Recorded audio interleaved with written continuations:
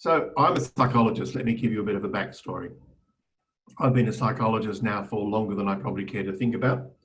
Certainly since the 90s and certainly late 70s and early 90s. And I've seen a big shift over the last 5 to 10 or 15 years, and a lot of common media conversations about mental health and a focus on mental health. It's a very popular subject and one that goes through that. It concerns me slightly that I think people often assume mental health is something that's God-given and that you have, at no time or place do you actually have to worry about it very much, and something bad happens, then you might have to pay attention. But mental health is a result of your innate abilities, your gene pool, your upbringing, your social environment, your skill sets, the environment you find yourself in, and a whole range of other variables in your life. Mental health is not a static state. Mental health actually requires work. And one of the things I find extraordinary when I deal with clients in a face-to-face environment is you take them on face value, and then sorry, we've got a lighting problem. Thanks, Sharon. I'll have to move in and out of our lighting situation. One of the things about mental health is it is a skill set to keep you well, and it's a set of skills that in fact will create ongoing resilience. So think about fitness, and I'll use the analogy. If one of you decides that you wanted to do a long marathon race and you've never walked or run before, it would take you time and you do a lot of work to get to that point. Mental health is very similar. There's a set of processes and skills you can acquire which will take you through tough times. It will get you into it'll make you cope with more complex situations and so on. So where we sit now as adults will be a result of what we've been doing for the last 5, 10 or 20 years, okay? And we know that the COVID experience has tested everybody's mental health in strange and unusual ways. The introverts love it, the extroverts are struggling, and a lot of routine, of course, has been thrown out. So we're going to cover the basic building blocks of skillful well-being in mental health. And I use that term specifically, it's skillful well-being. And these are techniques and processes which we use in clinical psychology, and they take practice. And the more you practice them, the better you get at them, and the more embedded they become in your repertoire of coping skills. Okay, does that make some sense? Good. So we'll now move on to the bit of a structure there. Thanks, Oliver. Okay, a bit of basic biology. Okay, at the top of your spinal cord, nestled in the center of your brain, basically in between your ears, is what's known in the trade as the reptile brain. It's the seat of your emotions, hormones, sex drives, flight, fight, anger, and so on. It's the reactive part of your brain. Okay, it's the most primitive part of the brain. It doesn't process information, it reacts only. So when you have an accident, it's the bit that gets you out of trouble. Our antecedents in when we were crossing the Serengeti, when they saw the saber-toothed tiger going, yum, yum, your dinner, it would have triggered, it releases adrenaline, it raises your blood pressure, and it gets you out of trouble. Okay, flight or fight. But it is the primary center of feelings, okay? And when you're feeling and when you're trying to manage your mental health, being aware of your feelings and what's going on in your brain allows you time to then manage them. So there's a connection between a feeling, an emotion, and then behavior. And we're going to be touching on that sort of that thing. So we're going to make you more aware of your body. We're going to make you being better able to self-regulate and self-soothe. And we're going to get you to validate your own emotional experiences, but not let them necessarily rule your everyday life. Okay. Now, how emotional you are and how connected you are to those things will be very much a result of your own biology and your personality and your history. Okay. Thanks, Oliver. So let's have a look at body language and body signals. Now, some of you will have seen some of those people who do the work around body language and how important it is. Some people are good at interpreting body language, some people are not very good. But we all issue verbal and non-verbal behaviours as cues to other people, okay? And it is actually quite important to pay attention to what your body is telling you, because it will also be telling other people things. So in moments of frustration, you might roll your eyes, and that sends a message to other people, okay? So using body signals and body language can control and improve your communication with others and get you better able to understand what other people are saying to you. Obviously, improved communication increases the ability of all of us to deal with complex situations and strange and unusual situations, particularly when people are emotionally flooded. Thanks, Oliver. So when we're stressed, and a lot of people in the COVID environment are very stressed, your body will have some sort of reaction. Whether you've got some of them, all of them, or a couple of them will vary again according to your own behaviour. When people, their voice shake, their heart rate goes. Typically, your blood rate pressure goes up. Typically, your heart rate goes up. Some people get butterflies in the stomach before they speak. Some people get a headache chronically under stress. Some people get all sorts of different combinations of these sort of things, but these are just a sample. Okay? I'm a bit of a stutterer, so if I stutter today, it's because I'm feeling slightly stressed under the pressure, but I'll pace myself to control the stuttering. Sorry, I just need to move the screen down. That's your favorite. Okay. So one of the tips we teach kids and adolescents is to self-regulate before escalation. Now, some people can escalate and become emotional and angry really, really, really quickly. Okay, some are more measured about it.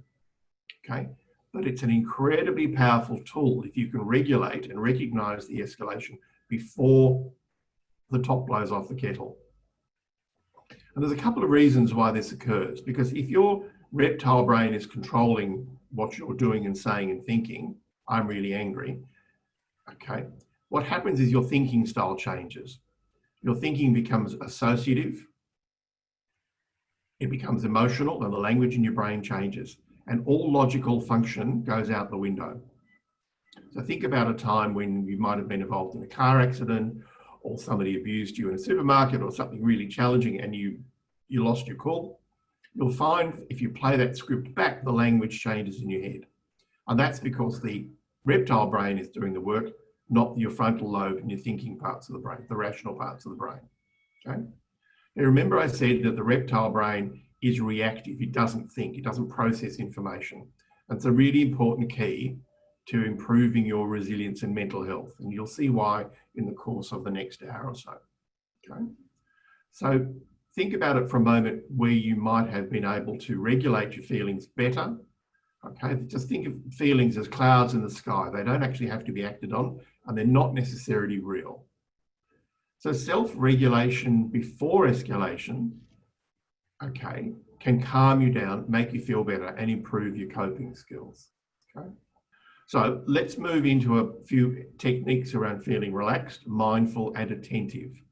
Now, let me preface the next few slides by saying most of us at some point in our life worry about stuff. Some worry more than others. Some worry a lot, some worry a little.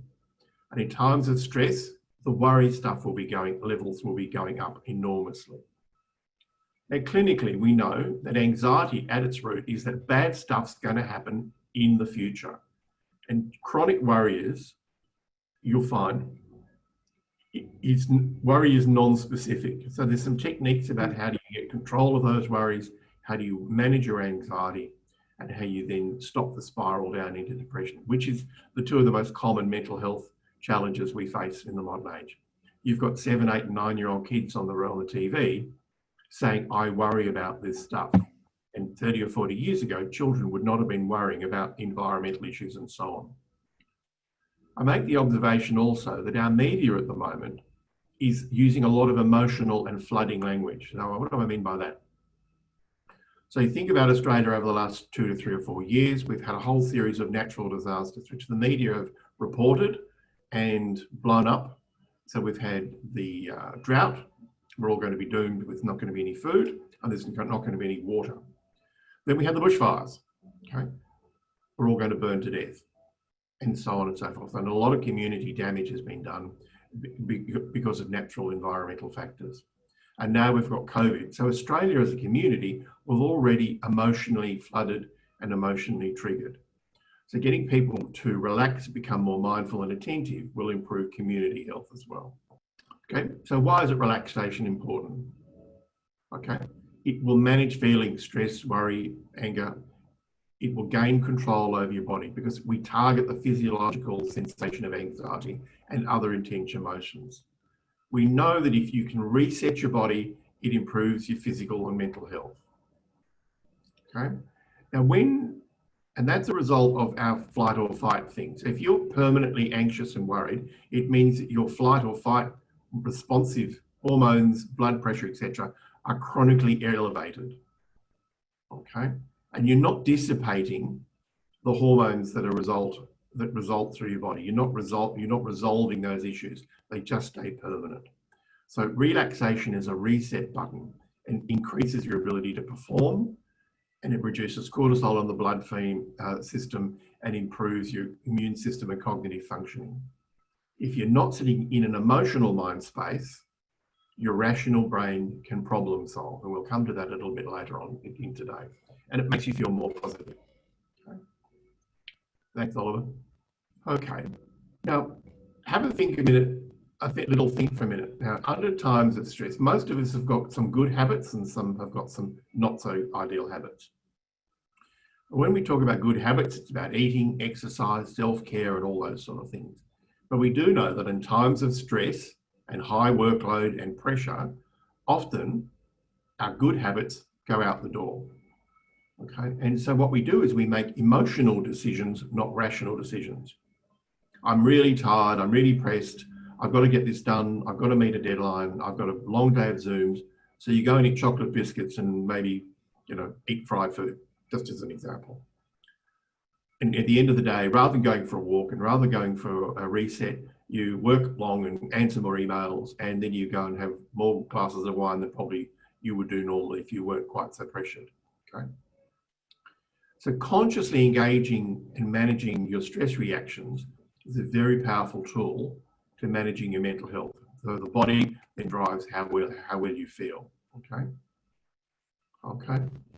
We know that laughing is a way of relaxing and feeling good. But too often under stress and anxiety and worry, we forget to have a laugh and feel good and to reconnect with the things that give us pleasure. Being caring with our partners and family and friends, watching a movie that makes you laugh and doing pleasurable things, okay? And we know laughter is a very, very powerful way of instantly dissipating a lot of the stress hormones in your bloodstream. It's a quick one, and it's a lovely thing to do quickly. Have a joke. Thanks, all. Okay, so we're just going to start with a couple of easy relaxation ones that athletes use all the time. Most of you would think, oh, I breathe, I can't control it. And your breathing, in fact, is one of the bits controlled by your reptile brain, okay? It's automatic. It's like your blood pressure. They just go up and down. But you can in fact, change your breathing. And if you consciously engage in listening to your breathing, it's called biofeedback. You will slow your heart rate. It will release the endorphins, which are the happy hormones in your bloodstream, and it will provide focus. You'll see some more examples of why this works. Okay, so just a conscious engaging with your bloodstream, with your heart rate, sorry, and listening to your body and saying, oh, my heart rate's going boom, boom, boom, boom, boom. By breathing, slowing your breathing down, breathing in through your nose, into your stomach, up into your lung, holding it for 10 seconds, and then counting your exhale, you will slow your blood pressure down. And we've got a few more techniques during today, which will get you through this sort of stuff as well. Okay. Thanks, all. Okay. One of the things we're not doing a lot of, certainly pre-COVID, was having some sort of quiet time in daily routines. Many of you on our group today will have kids. And one of the things that parents and friends of mine with kids have discovered is that because they've had to stay home, the highly structured nature of the day, school, sport, coaching, remediation, speech therapy, any number of things which occupy every minute of every day. But having some quiet time which is unstructured is one of the most beneficial things for kids and adults. Just sitting and being will calm your blood pressure down. It'll reduce your anxiety and will give you time to reset. Okay. getting into some nature, walking around a park, looking at the trees, it doesn't matter what it is, sitting in the garden listening to the birds. And we'll come to some exercises which works there. But we know some quiet time is incredibly important for kids and adolescents particularly. Okay. Thanks, Oliver. Okay, now most of you will have heard a lot of stuff around mindfulness. It's been around for hundreds of years, and it's been incorporated into clinical psychology a lot over the last 20 to 30 years, and is now coming into the popular press. And there's more stuff around. There are mindfulness apps and all sorts of bits and pieces. But two of the most simple ones are mindful breathing and mindful eating. And then there's some other cognitive ones which we can use, which will help you. Thanks, Oliver. Okay, now attention training. Now, one of the things, if you're anxious and you're concerned, is producing an environmental focus that turns the volume down on your negative thoughts and feelings. Human beings are wired to be threat sensitive. So we probably, you know, thousands of words we say to ourselves all day when we chat, I need to get up, I'm running late, whatever it might be. A lot of them are negative. Most of us have some negative self-talk, okay? Some have more negative self-talk than others, but we know from the research that if you're anxious, depressed, concerned, and worried, your negative self-talk goes up in leaps and bounds. So we use this technique in clinical work all the time. And it's the more you practice this, the more responsive your body and mind becomes to turning the volume down and the reset, okay? And we've got some more techniques a bit further down about how you can consolidate this gain. But if you just sit and go, 3 things you can see right now, and typically people will go, oh, I can see a picture, I can see my lamp, and I can see something else. 3 things you can touch or feel with your body. I can feel my seat, I can feel my socks, I can feel my shoes, and then I can hear my dog next door, I can hear the car outside and so on. And people will usually rattle off the obvious things. But this is a very powerful technique if you're having trouble sleeping, for example. So you might wake up at 2 o'clock in the morning with your brain going ziz, ziz, ziz, ziz, ziz. And a colleague of mine turned the phrase recently, my brain is buffering at 2 o'clock in the morning, just going around in circles.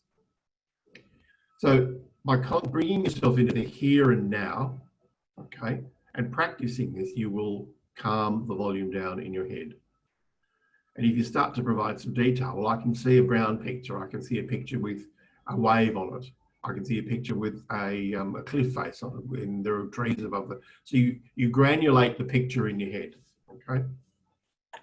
And because it makes it specific and you're using the front part of your brain, you'll find that in fact the anxious part of the brain, the reptile brain, is losing the power to control how you feel. It requires practice. If you're nervous about public speaking, for example, you do this before you do your public speaking, and it will bring your blood pressure down and reset you. So the winner is listening to music, yep, followed by exercise. I'm very, really good. Oh, we read books, yes, good. Excellent stuff. Yep, spend time with the animals, walk, yep. I think the pets and dogs have done wonders. Sing, go Riley, perfect. So I've been running some sessions with groups of employees, and this is fairly typical to do this. This is what you do, relaxing in the bath, yes. Talking to friends. Yep, audiobooks, good. So listening to music is very, very popular, okay? And that's a really good thing to do. Now, question, a bit of a straw poll here. Under times of stress, do your good habits break down? Do you do the good habits less? So while your routine might be to go for a walk in the morning, under times of stress, you think, oh no, I've got to get up and got to get going. Yes, okay. Yes. Yes. Good call. Yep. Okay, good. Somebody does actively does more, but most people are saying yes, but they're harder to do. Correct. So what happens is under times of stress, your habits, your well-being habits, fracture a bit and you can't enjoy them as much. Okay, that's really good. So that's not unusual. So adults go through a thing called conscious competence. When you start to do something new, and I'll just use a sporting analogy, And it was one of my old interns met a guy who played golf. And she never played golf before. She didn't know anything about golf, had no idea. And she was in the unconscious incompetent stage in terms of golf. She didn't know what she didn't know. She liked him. He said, let's go and play golf. So she went to the golf course and realised that there was more to it than met the eye. So she became consciously incompetent. But she got some coaching from him. She decided that she liked it. Decided to get some coaching from the pro, and she spent a year or two learning to play golf and became consciously competent. And after a year or two or three, plays quite good golf and enjoys it regularly, but doesn't actually have to think about how to hold her golf stick and so on. So the 4 stages of learning. So what we know, under times of stress, you have to use your rational brain to keep you well. So you have to be consciously competent about going for a walk, about listening to music, about reading your book, giving yourself quiet time.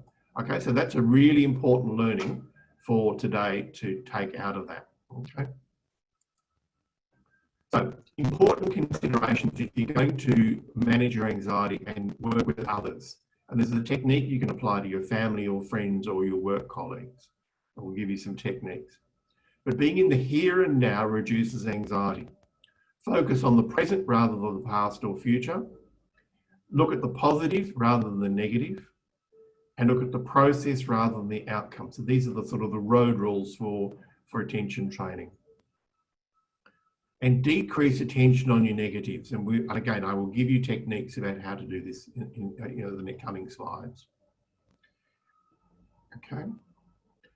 So one of the things we know works really well for your mental health is a gratitude diary. You can call it what you like, but we'll use the term gratitude diary. So what are some things that you can do from today that will help you relax more? Or should you be more conscious about doing it? So write yourself a note, scribble it down on the side, and this can become your action plan to improve your resilience and your mental health. Let's have a talk about self-talk. Okay, if you have a helpful thought or an unhelpful thought in your head, it sends signals biologically a bit like the red and green and amber traffic lights. And the thoughts, there's a link between thought, behaviour and action. Okay, negative emotions trigger negative thoughts trigger negative behaviour. Okay. Now, all of this, of course, is influenced by your physical state, whether you're tired, whether you're influenced by drugs and alcohol and so on. And we'll talk about this in a minute. So your self-talk could be negative. Let's just say it's a negative one. I can't do this. I've never done this before. I'm frightened. Okay. Green thoughts is, I passed the last 2 tests, and if you're working with an adolescent who has got exam phobia, it might be a good example, but you passed the last 3. Okay. Positive thoughts is, I've done all the preparation. So we'll come through some of these, we'll cycle through some of these in a minute. But have a think in your head about what's the nature of your self-talk. What's the flavour? Is it a red one, is it a green one, or is it just floating between the two? Okay. So powerful reminders keep you positive. And it's really interesting. My partner is like a lot of people with small businesses or medium businesses, is stressing a lot. And every day we look at the banking and the banking's looking okay, or, the customers are coming back. So you focus on the positive, okay? Statements like, I can try harder instead of giving up. No point to worry about things out of my control. And that bottom one there is a very, very important one, because often people get stressed by things that they can have no scope of control over. Poverty in India, for example. You can do something small, you might be able to contribute $1 or 2 or 10 or 50, but you're not going to fix poverty in India. So sometimes our helpful, powerful reminders are personal. I've got a lot of qualities. I've got people who care about me. I'm being true to myself, I'm being authentic. And sometimes they're less, sometimes they're more specific to a situation. Okay, important piece of science here. A situation might occur which triggers a thought in your head, be it neutral, helpful or unhelpful. Your thoughts then trigger feelings, and that's both physiological and psychological. Okay, and that then drives your behaviour. Now, because we're very comfortable in our own heads and we chat to ourselves all the time, This process of thought, feeling, behaviour is automatic. We work with patients all the time to get them more controlled and more controlling about that linkage. The classic might be, and I'll just use an example of working with young women, as I did a couple of years ago, who were in a trade course. And if you went to them and said, you've all gone down to the pub on a Friday and somebody gives you a hard time, but you haven't had anything to drink. And one of the young apprentices, she said to me, well, I think he's a prat, but I'll just ignore him and I'll laugh it off and I'll move away with my girlfriends. Okay. And then I said, all right, it's now 9 p.m. And you've had a few bourbons and a couple of glasses of wine. Same thing occurs, what happens? The language she then gave me was a bit more colourful. She then became very angry because he was rude and he was difficult. And she said, I'd like to take him outside and give him a piece of my mind, okay? So the situational trigger will vary, your own mental state will vary, and are you influenced by drugs or alcohol will also impact on the linkages there.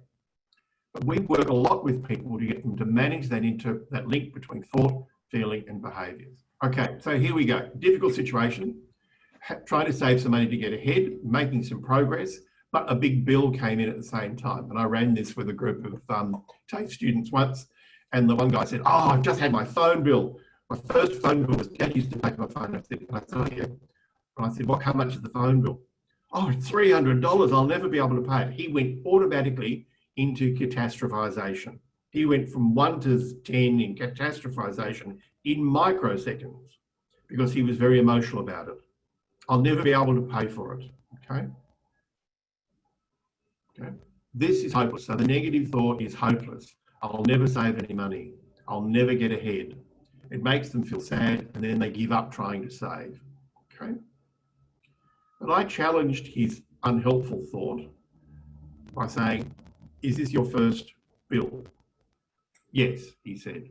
Are you earning any money? Are you working? And he said, yes, I am working. When's the bill due? Oh, it's not due for another 3 or 4 weeks. Good. Will you have enough money put aside to pay the bill by the time it comes to you? And he went, yes, I will. So he felt more okay. He was more in control about the future, okay?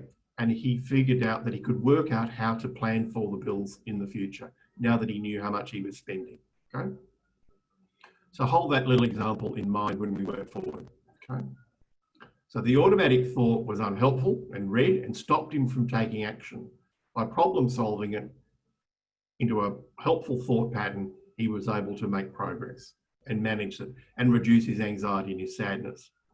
Okay, here's some techniques you can use if you're getting emotional, angry, frustrated, sad, overwhelmed. Challenge your thought, and you can do this with your kids, your family, and other people who are catastrophizing and, you know, losing control. Am I exaggerating? Is this thought really true? What's the evidence do I have for that? Am I forgetting the positives? That, you know, the bill will still be paid, and so on. And what the last one is the most powerful one. What's the worst thing that could possibly happen if that would occur right now? Okay, so by challenging your automatic negative thoughts, okay, you can actually reduce the impact of them. So here's a typical example, and you might just see, you might have kids at home, you know, who are sad because a friend hasn't called them, okay? The unhelpful thought is, they don't like me anymore. I'm not a good friend, therefore I'm unattractive. Very typical in a lot of people, okay? But is that true? Am I exaggerating? What other explanations? So you can work with people to manage their helpful thoughts. Okay, is it true that they've forgotten you? Well, no. When did you last ring them? 6 weeks ago. Well, did you ring them either? So you can problem solve the way through it, okay? But often the unhelpful thoughts and negative feelings are very quick and very automatic because it's coming out of the reptile brain, which is the quickest part of the brain to work. So some points to hold on to. All our thoughts are okay, okay? Negative ones, positive ones, and so on. It's what you do with them and how you act on them that is important.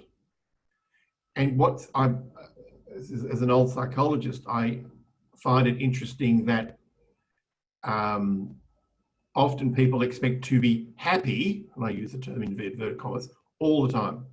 Biologically, that's unlikely, and it's not possible. We'll have good days and we'll have bad days. We'll have days when we cope better than others. We'll have days when our biology is working better for us, and so on, okay? So expect to have a good day or a bad day and just ride that one through. If you keep your positive thoughts realistic, then they're more healthy. We know that helpful thoughts make you feel better, okay? But choosing those thoughts takes practice and understanding your own triggers and understanding your own buttons. And the more you get to link how you think and how you feel and how you behave in your own head. Yes, I like that. Thanks, Melinda. That's a really good quote. It's a bad day, not a bad life. Yeah. Bad hair day, not a bad head. Okay. But choosing helpful thoughts takes practice. Goes back to my earlier premise about conscious competence. Being well takes conscious competence. Okay. Some of us have health issues, and so we now move on to being a resilient person. So I have a very old friend who had a stroke last year, and one of the things that he's actually coping with is having to be a resilient person in a new health environment, which is a challenge for him, as he used to be a runner and he can't be a runner anymore. His heart won't let him.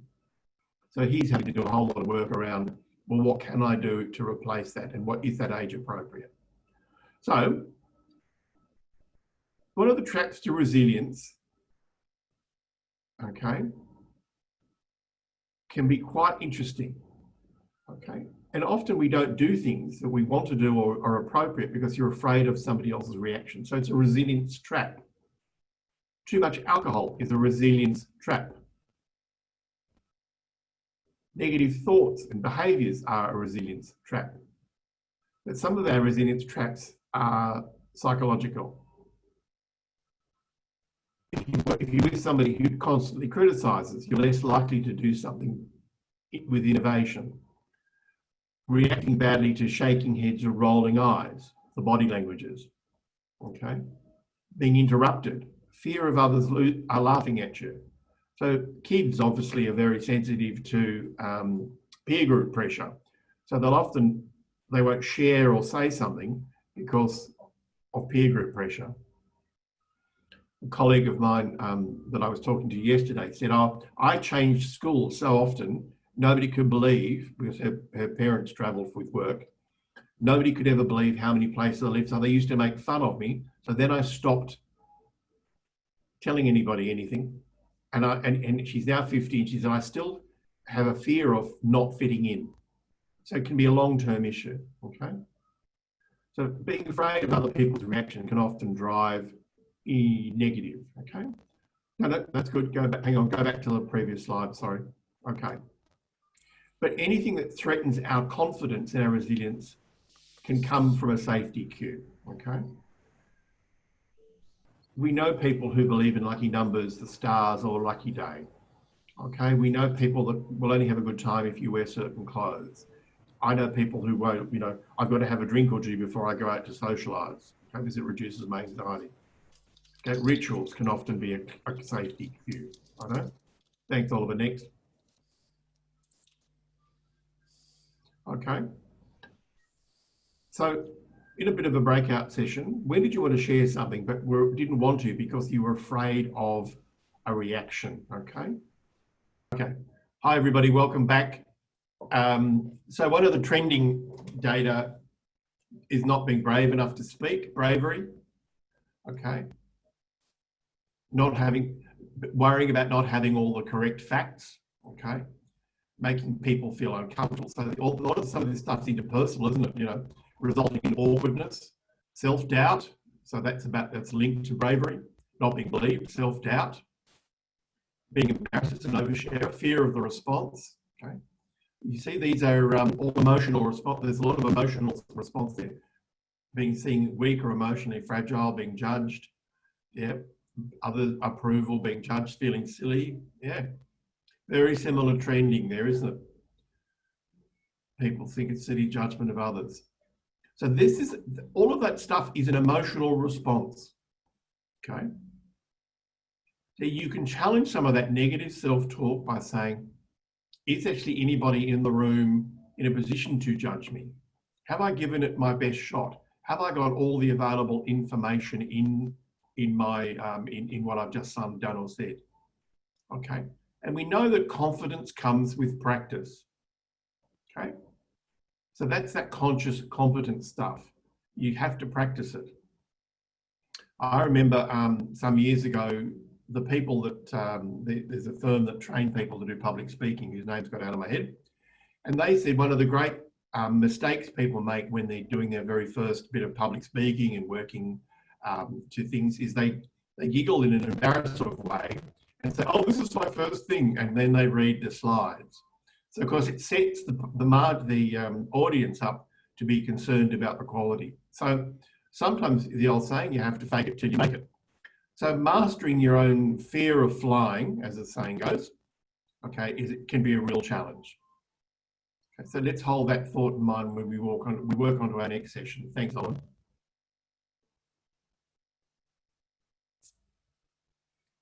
Not feeling confident. Lovely. Okay.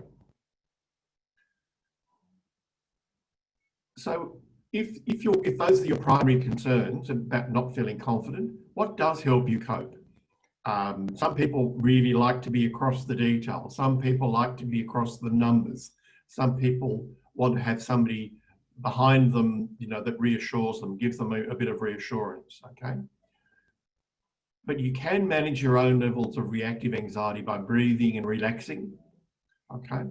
And knowing your material. You know, being across the detail is often a very powerful tool.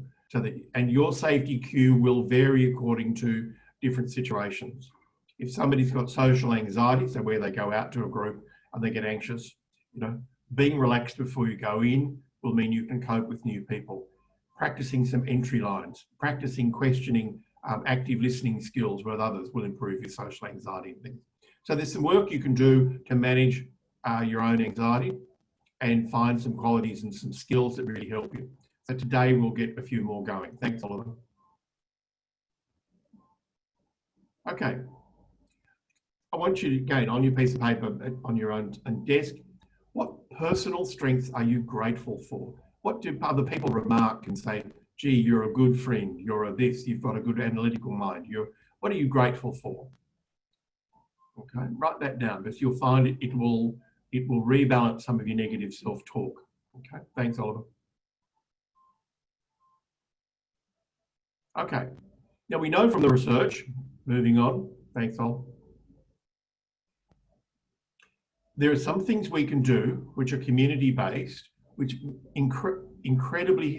are incredibly powerful in terms of improving your own mental health, okay?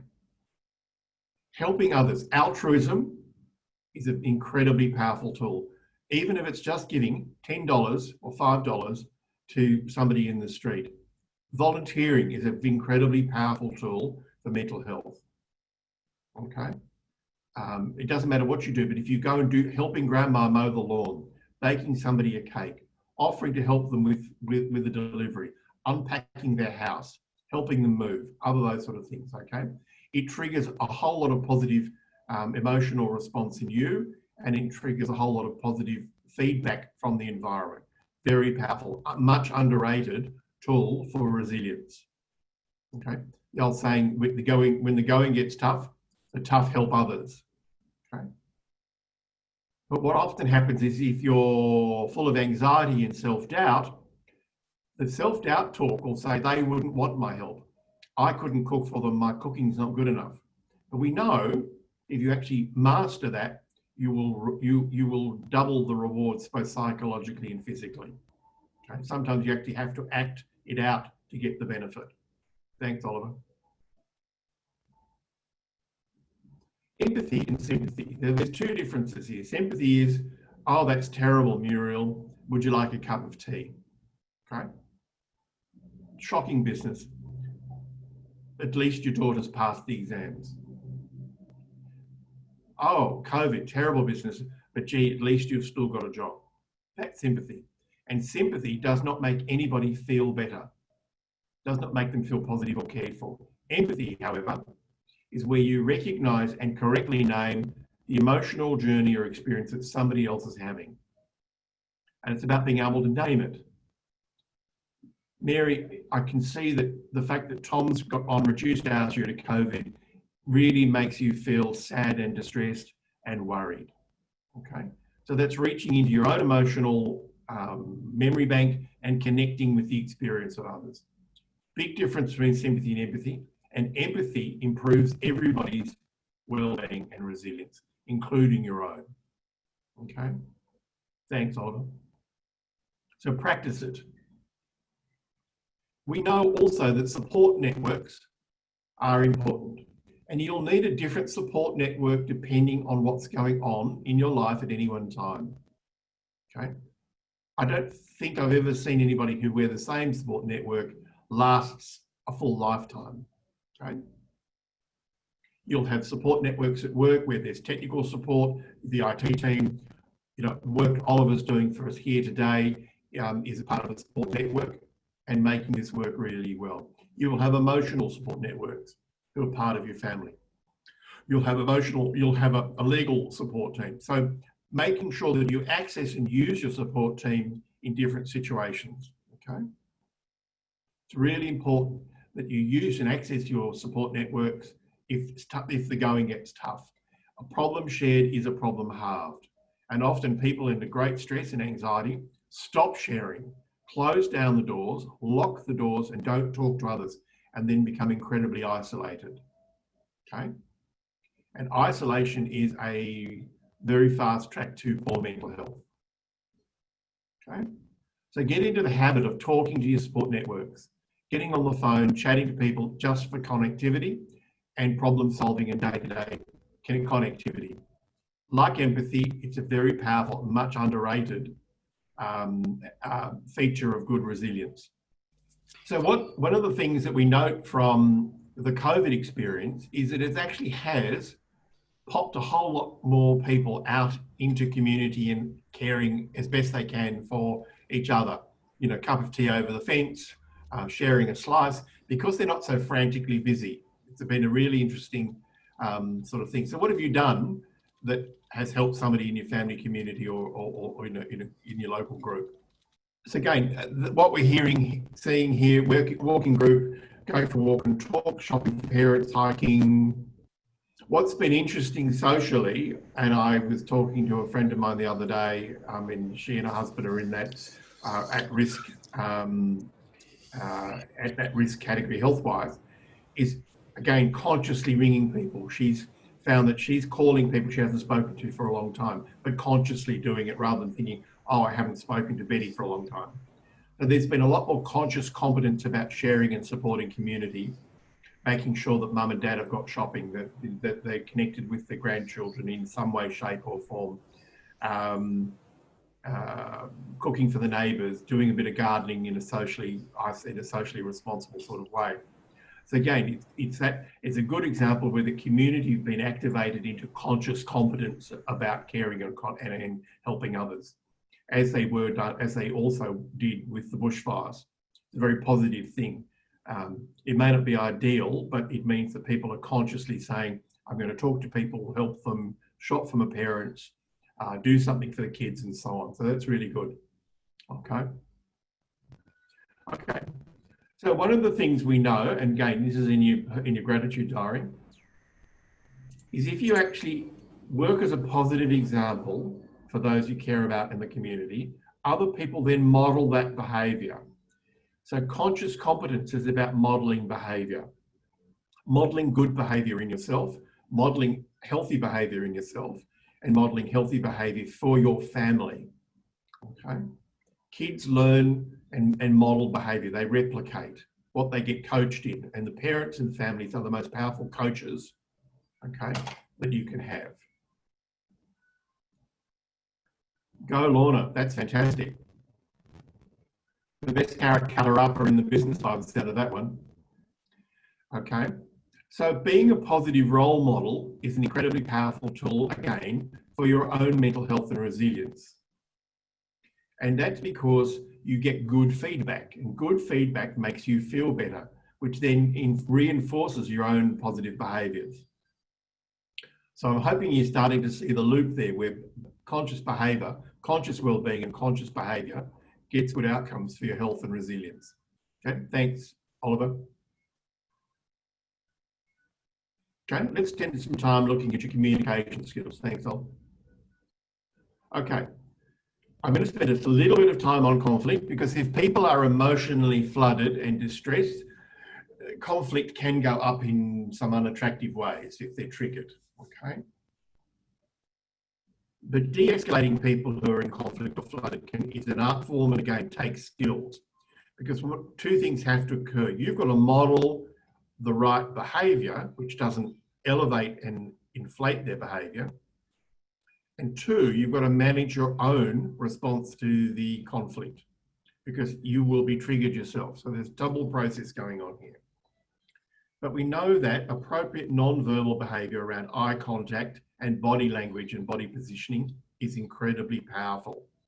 Because don't forget, if somebody else's reptile brain's working, they're not listening to what you're saying. They're seeing and processing it through a different part of the body, through the mind. Okay, so telling somebody to calm down who is incredibly elevated actually aggravates them. It doesn't calm them down at all. Because you're actually asking them to use a part of the brain that is switched off at that point. So if somebody's really, really angry and upset and emotional and crying or yelling and screaming and abusing somebody, trying to say calm down will inflate them and flood them more, okay? Particularly if in fact they are flooded with alcohol and or drugs. It's another complication. Staying calm yourself, despite what's going on in your own body, is really important. Presenting confidently is really important. Show polite interest and attention. Be empathetic. So naming the emotion. I can see, Mary, that the fact that the meal is cold and this is your first meal out since COVID restrictions has made you really feel frustrated and angry. So naming the emotion that you're seeing will actually engage the brain, and people will then be able to connect with, they will feel heard. The old rule in my trade was people shout because they're not feeling heard.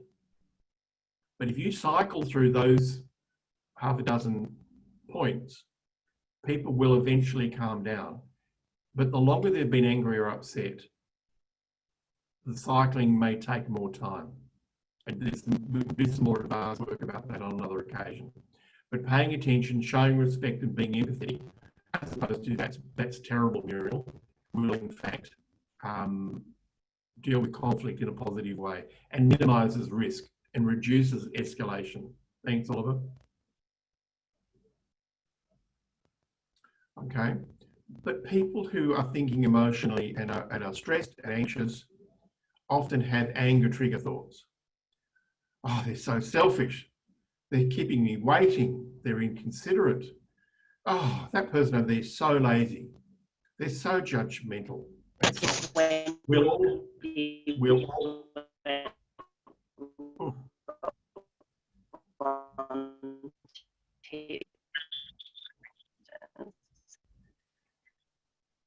really white tips. It would just look sort of not. Hello, thanks. So managing anger trigger thoughts, and we all have one, you know, driving along in the car when somebody comes in from the left can be an anger trigger thought. What a selfish bastard that person is, okay? Nothing to do with being selfish, they made a mistake in the driving technique, okay? So manage your anger trigger thoughts and identify them, because that will often, we'll all have them, okay? A particular suite of our own ones that flood us anger. And if you're tired, if you're emotional, you know, pressured and stressful, the trigger is a bit lighter to go off, okay? Thanks, Oliver.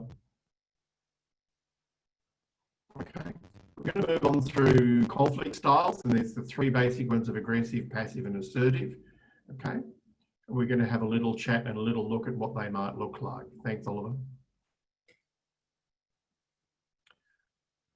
So in any case, whether it's an aggressive, passive, or whatever, we know that if you can get somebody to cool down, and that can be take 10 breaths, count or spell a name backwards, name the days of the week, whatever it might be, people, it brings the front of the brain back into activity and stops the reptile brain from working. Validate their feelings, acknowledge them, take time, you know, all feelings are normal, they're all healthy. They may not be the ones you're experiencing at the time, but they are. So by validating them and recognizing them and naming them correctly, you will go a long way to get somebody to calm it down. Listen and list. How does the other person see the problem? Okay. And then you can eventually move people into a problem-solving lead.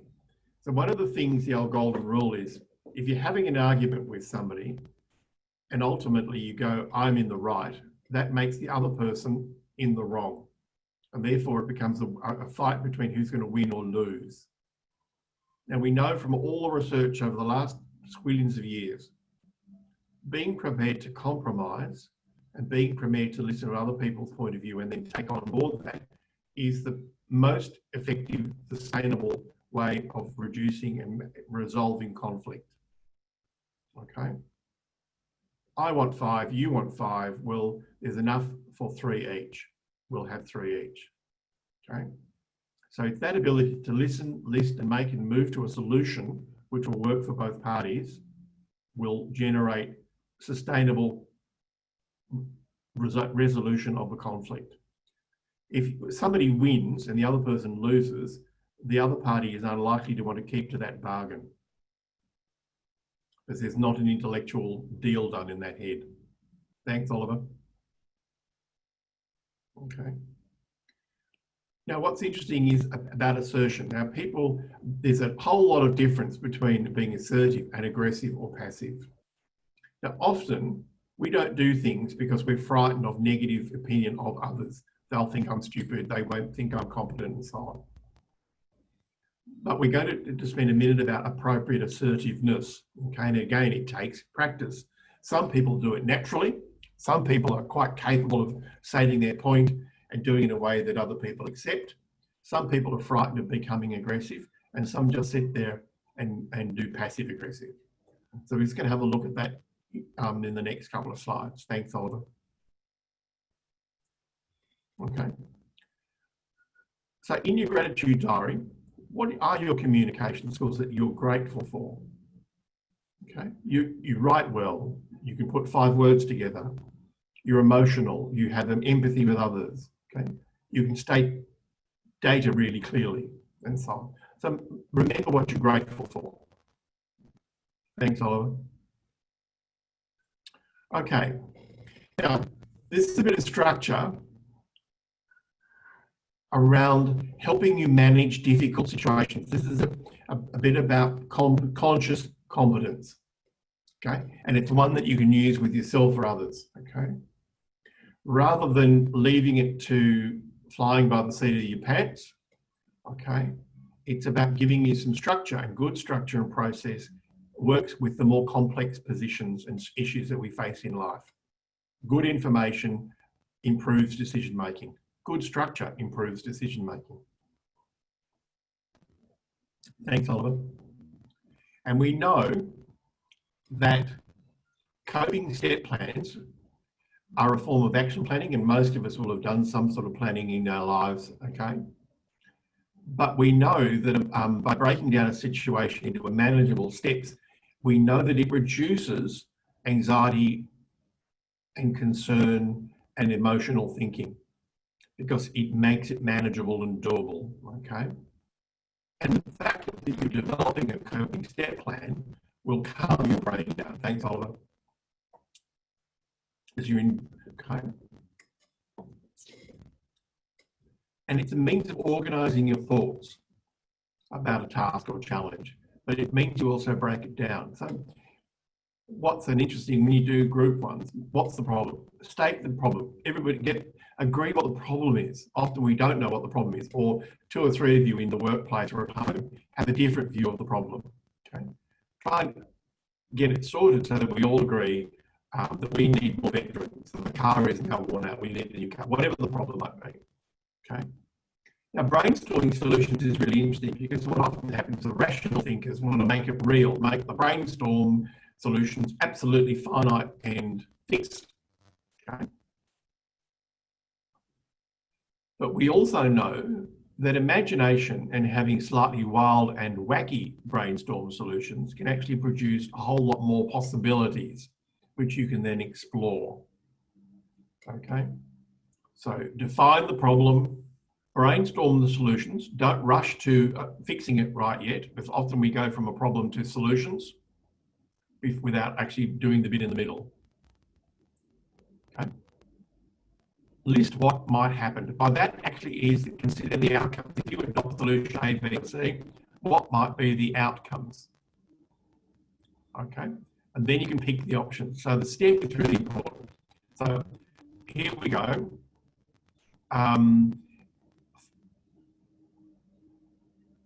Ways to cope. So here we might sleep better, we want to eat better, we want to do, and it's some exercise. So they're health related ones. Okay. If you're feeling stressed and anxious. Okay, now we're going to go to another problem solving. Okay. Now, most of you will have done some goal setting at some point, again, but you're going to build this into your mental health. Okay. And this is a process of habituation. This is about becoming consciously competent in something new, so that you keep doing something until it's comfortable, then and mastered, and then you progress to the next step. Okay. So this is bringing a whole lot of that stuff there. So, okay, thanks, Oliver. Next. Okay, fear of dogs. Could be fear of spiders, any number of fears. Keep reading stories about a friendly dog. You might then, again, this is a process of desensitization. We use it in the clinic all the time. Okay. Small dog, safe distance. Small dog behind glass. Small dog on a leash, and so on. You can see how, and you might spend, I don't know, 2 or 3 weeks looking at a small dog behind glass in the pet shop while your anxiety levels go down and you stop getting the anxious reaction, your heartbeat goes up. So you might go down to the pet shop, stand behind the glass, see the puppy, and you know your heart rate's going up. So you're going to do a mindfulness exercise, and you're going to go, I can see 2 dogs, 3 goldfish, and a chihuahua. I can feel my shoes, I can feel, and you're going to master your own anxiety reactions. You might have to do that for a while, depending how deep-seated your anxiety is about dogs, okay, until it becomes comfortable. So you apply the skills earlier to get this going. So here we go, another one, large audience. So often we know that information will calm anxiety and improve your resilience. Making sure that you're well researched. Practicing it, reading it in front of the mirror, on a video, in front of family and friends, or whatever technique. So practicing, now we know, you know, if you want to become a fighter pilot, they put you in airplanes and they practice and practice and practice and practice and practice until your automatic behavior is reliable, and stress doesn't take over and make you make mistakes. So managing, your anxiety and step plans is a means of becoming consciously competent and then becoming unconsciously competent. Okay. So thanks, Oliver. The next one. Okay. So you could have a difficult situation coming up. It might be a difficult conversation. It could be a new work challenge. It could be a presentation you have to give, something you've not done before or you're not familiar with. Okay. So first start with powerful thoughts to help you. Do a coping step plan. And then we look at the role models and support networks who could help you. So we know from 30 years of doing this sort of work or more that planning reduces anxiety and improves the quality of the outcomes. Okay, planning is never a perfect process, but doing coping step plans improves emotional resilience and gets people through to a really good outcome much more effectively with less drama in their lives. Okay, if you're going to move house, plan it well. Don't leave it to, we know that moving house is an incredibly emotionally anxiety-driven thing. So using coping step plans is a really good technique for many, many, many, many parts of our life in terms of resilience. Okay, then I just want to finish off about healthy lifestyle stuff. And again, under great times of great stress, sometimes our lifestyle stuff does fall off the agenda. And the marketing people are doing a really interesting set of research around rational decisions and emotional decisions. And at the beginning of the day, they do experiments where if you ask people in a group like this, say we're all going to go to a conference, and you put in your eating your food requests, 60 or 70% of you will choose the healthy options, salad and so on and so forth. Okay. However, when the smorgasbord comes out, it'll be the fried food and the chocolate cake and other things that get eaten. So people then make an emotional choice rather than a rational choice. Okay. And they're more likely to make the emotional choice about lifestyle when they're stressed, tired, or anxious. Okay. So this is when conscious competence comes in, about sleeping and resting as well as you can. Daily regular exercise. Now the research says, don't have to worry about the 10,000 steps. It's a meaningless number invented by a Japanese engineer, I discovered. But daily goal-centered exercise, around 20 to 30 minutes, is where the benefit comes to your mind and body. Okay? Drinking enough water, and not too much tea and coffee. Keep the sugars as low as you can. Okay, so about your healthy eating. Okay, you'll all have different dietary needs and different dietary responsibilities, but pick and sustain it. You're allowed to fall off the wagon, but it's when you stay off the wagon that you end up with, with the side effects. Okay, so be consciously competent about the 4 features of your healthy lifestyle. Thanks, Oliver. So a step plan, you could develop a step plan for healthy food, for daily exercise, with healthy quality people. Okay, you could do that. Check what you've got in the fridge. Plan that it's 10 minutes here and 15 or 20 minutes there. Start doing something. The hardest thing about a new plan is starting it often. So that's why you make it not overwhelming. If you make a start plan too overwhelming, people just don't complete them. It's why they always have a problem with New Year's resolutions. They're too big, they're too hairy, they're too audacious. So even if the deal is, I will eat a banana a day, then that's a good thing. I will eat an apple a day, that's a good thing. And then you will gradually get into new habits. And by the way, for adults, there's a misconception that new habits can be formed in 6 to 8 weeks. It's 3 to 6 months before habits become automatic. And the longer term your old habits are embedded in your brain, okay, the longer it takes to be consciously competent about a healthy lifestyle and healthy resilience skills. Okay. It's important that you remember that conscious competence. Okay, so what's in the fridge? What can you do differently? Can you eat a more healthy food? Can you model healthy eating for the kids, see it? What changes to your life routines can you do? What small exercises and stretches so the family can do it as well? Okay. Go outside more often, get off the iPads. Okay. Building in rest and quiet time, switching your computers off at the time of the day when that's appropriate. Resist the urge to go back onto your computers to check the emails unless there's a good reason to do so.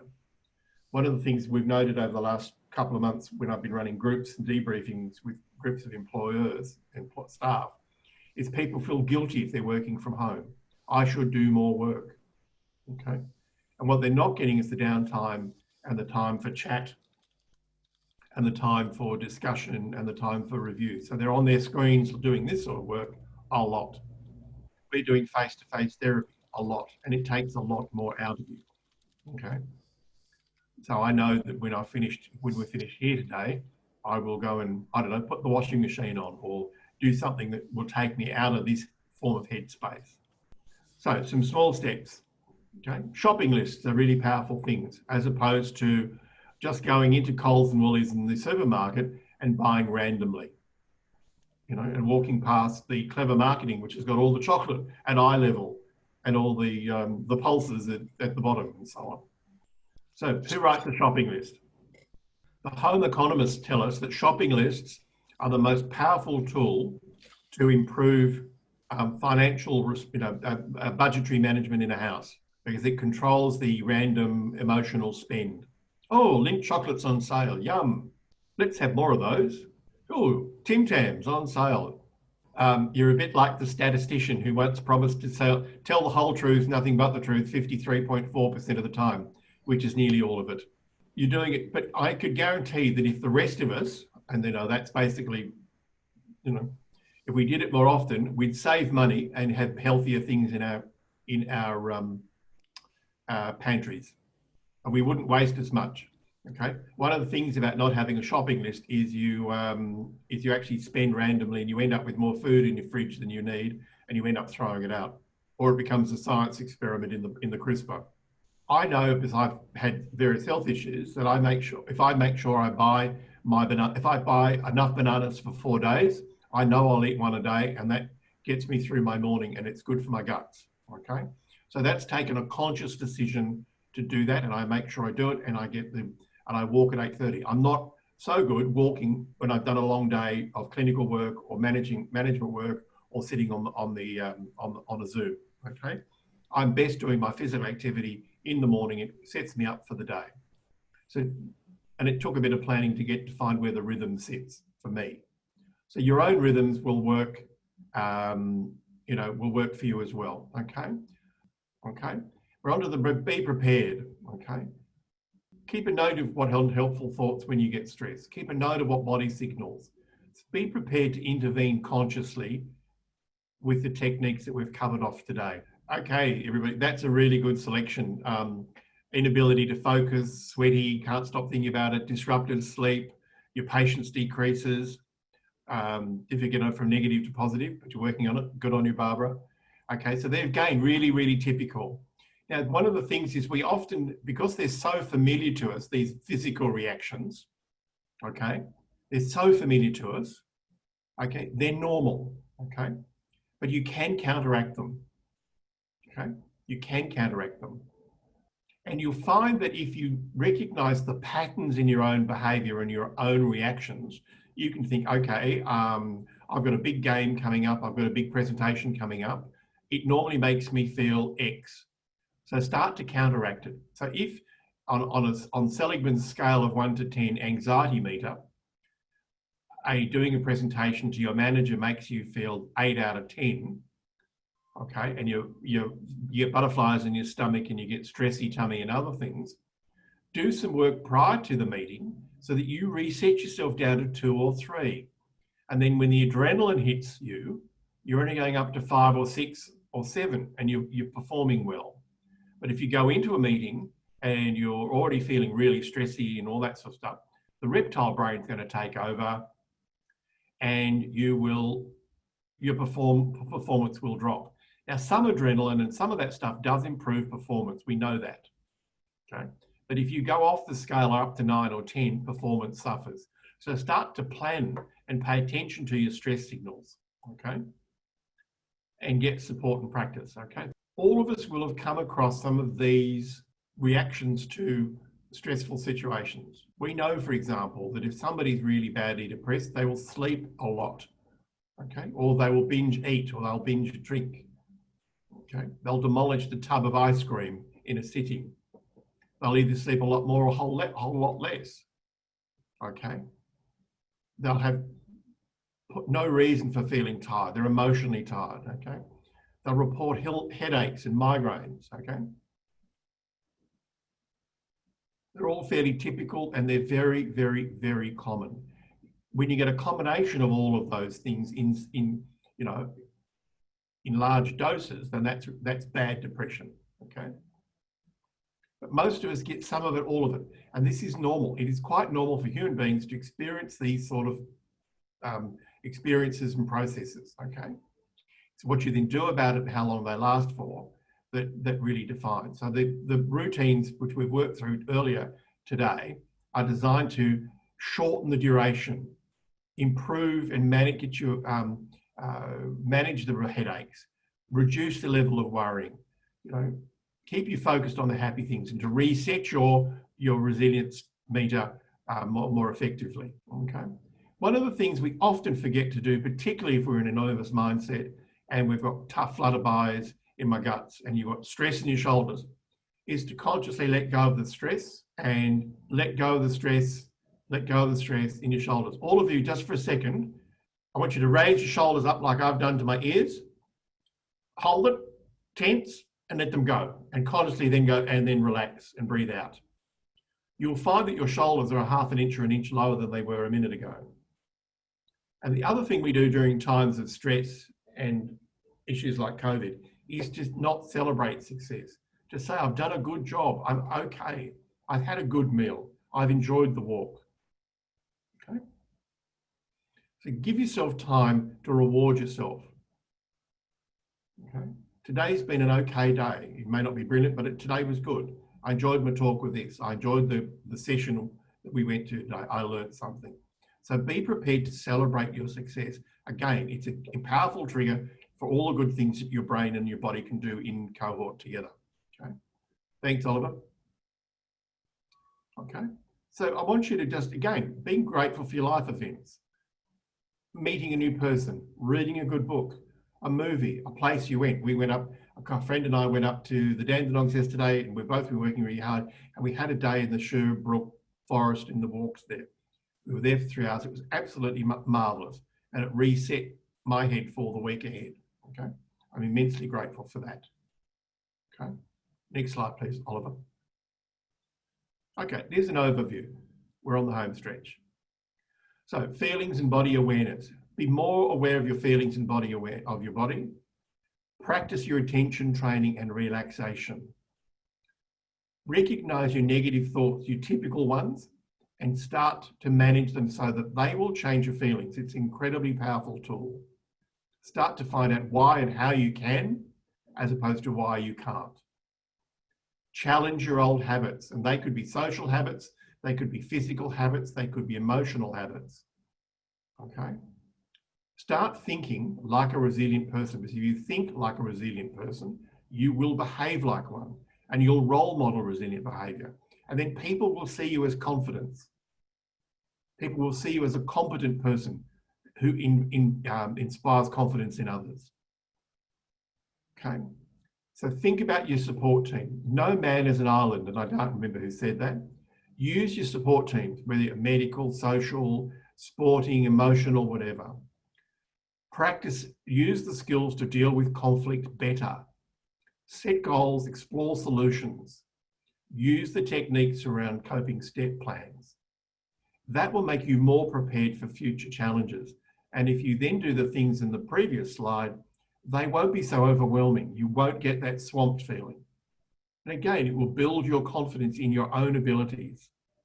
You'll be more aware of what's driving your own emotional well-being, and you will practice this stuff. All of this resilient stuff takes practice. Every day, a little bit of this, a little bit of that, a little bit of something else. And at the end of the day, you catch yourself more quickly, you stay more buoyant, the overwhelming material doesn't get overwhelming, and you end up being a happier, healthier person for it. Last slide, please. Okay, so remember, relax, and you can do this anytime, any place. Relax your body, relax your mind, reset, reset. Relax your emotions. Give yourself permission not to be emotional all the time. And I want you to actively choose to have a great day. Okay? Make a choice about having a good day. Let your conscious mind say, what can I do today that works really well?